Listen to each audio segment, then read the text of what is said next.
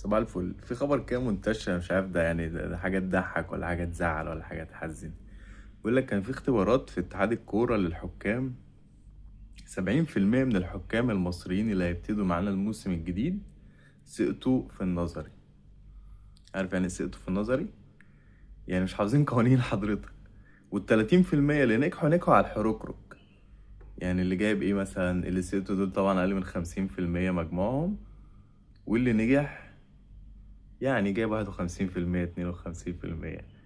يعني ما تقولوش حاجة، احنا في كارثة، اقسم بالله في كارثة ومصيبة. مش عارف بصراحة. دول اللي حيلتنا، دول النبغة اللي حيلتنا. فاحنا هنبتدي الموسم ازاي؟ مش عارف نبتدي ازاي. حد يقول لي، حد يقول لي يا جماعة، انا هتجنن، اقسم بالله هتجنن، والله العظيم هتجنن. حد يقول لي هنبتدي الموسم ازاي؟ مش عارف. ربنا يستر.